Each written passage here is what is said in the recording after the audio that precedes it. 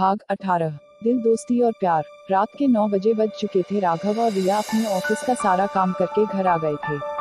वह आज बहुत थक गया था।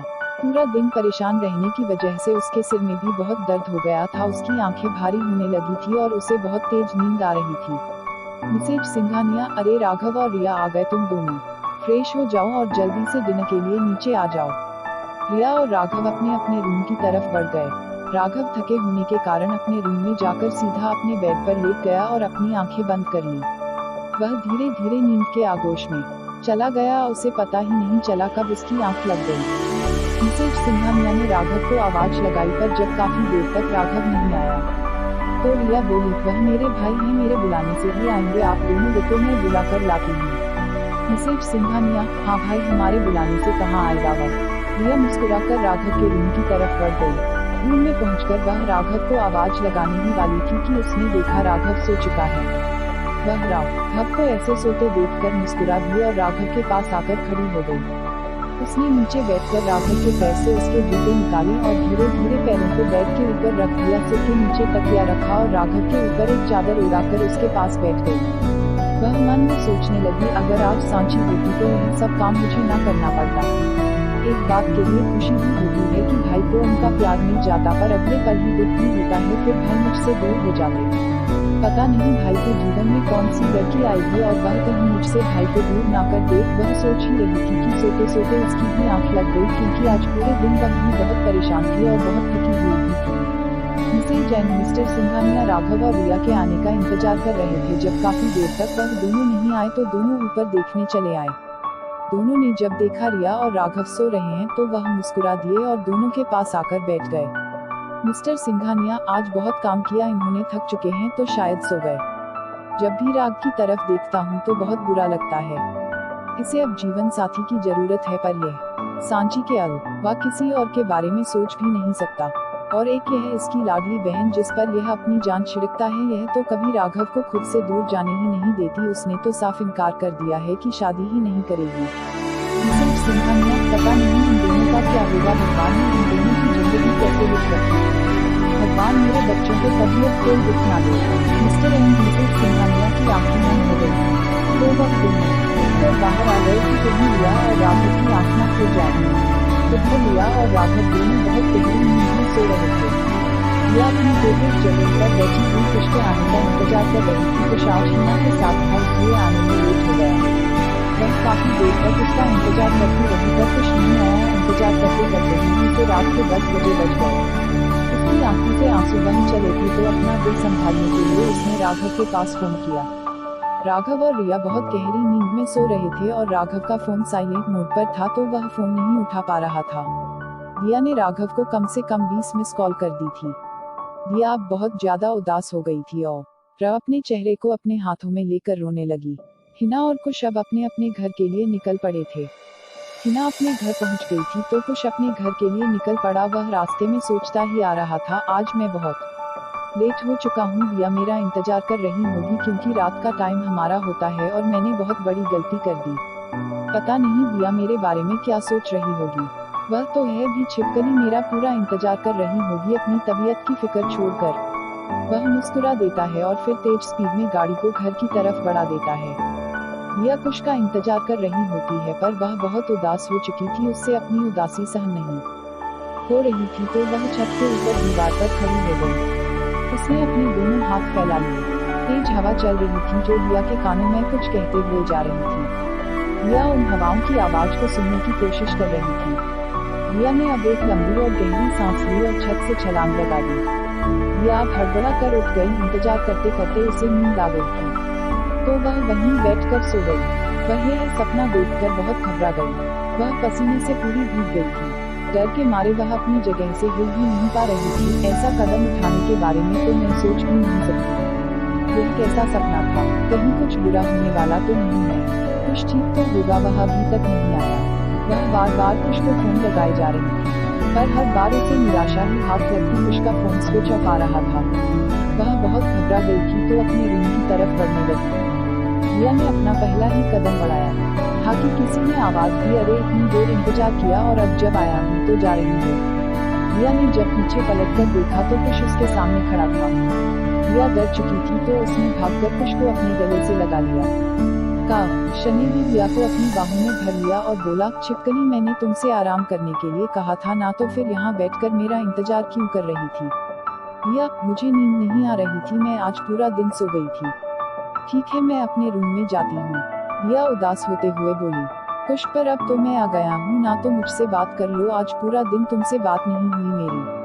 रिया, बात करने के लिए कुछ नहीं है कुश, मैं चलती है क्योंकि शायद तुम भूल गए हो रात का टाइम हमारा होता था और तुम। खैर जाने दो, गुड नाइट, रात बहुत हो चुकी है, तुम भी जाकर सो जाओ। रिया अपने रूम की तरफ बढ़ने लगी तो कुश ने रिया का हाथ पकड़कर उसे अपनी तरफ खींच लिया और उसे अपने गले से लगा लिया और बोला, एम सॉरी रिया, मैं आज थोड़ा लेट हो गया, पर प्रॉमिस करता हूँ आगे से ऐसा कभी नहीं होगा, मुझे माफ कर दो। वहीं अंधेरे में छुपा कोई अनजान शख्स उन दोनों की फोटो खींचे जा रहा था। रिया और कुश एक दूसरे के बहुत करीब खड़े थे, तो रिया ने कुश को खुद से दूर करते हुए कहा, कोई बात नहीं कुश, अब तो हर रोज होने वाला है, रात बहुत हो चुकी है, मुझे नींद आ रही है, मेरी तबीयत भी खराब है, गुड नाइट। रिया भागकर अपने रूम की तरफ बढ़ जाती है और कुश रिया को जाते हुए देखता रहता है। रिया अपने रूम में आ गई थी और रूम का दरवाजा बंद करके बेड को पकड़कर नीचे बैठ गई और सिसक सिसक कर रोने लगी। कोई उसकी आवाज ना सुन ले इसलिए उसने अपने मुंह को पूरी तरह से अपने हाथों में लेकर बेड पर रख लिया। उधर राघव और रिया आराम से सो रहे थे कि अचानक राघव की हड़बड़ा कर आंख खुल गई। वह तुरंत ही उठकर बैठ गया। राघव पूरी तरह से पसीने में लथपथ था। उसने पास रखे जग से पानी पिया और अपना फेस दोनों हाथों में लेकर बैठ गया। थोड़ी देर बाद उसने अपना फोन चेक किया तो दिया की 20 मिस कॉल आई हुई थी। राघव दिया की 20 मिस कॉल देखकर सोच में पड़ गया। उसने जैसे ही दिया को बैक कॉल करने के लिए अपना हाथ फोन की स्क्रीन पर रखा तो उसकी नजर उसके पास सो रही रिया पर पड़ी। वह पहले प्यार से रिया को देखते रहा और फिर उठकर रूम से बाहर आ गया कि कहीं रिया की आंख ना खुल जाए। बाहर आकर उसने दिया को कॉल लगाई। रिया अपने रूम में बैठी हुई रो रही थी कि अचानक उसे राघव का फोन आया। रिया ने अपने आंसू पोंछे और कॉल रिसीव की। उधर से राघव बोला, हेलो रिया, तुम ठीक हो? रिया, हाँ राघव, मैं बिल्कुल ठीक हूँ, वह बस मेरा मन नहीं लग रहा था और कुश को आने में आज थोड़ा लेट हो गया था तो इसलिए मैंने तुम्हें फोन किया।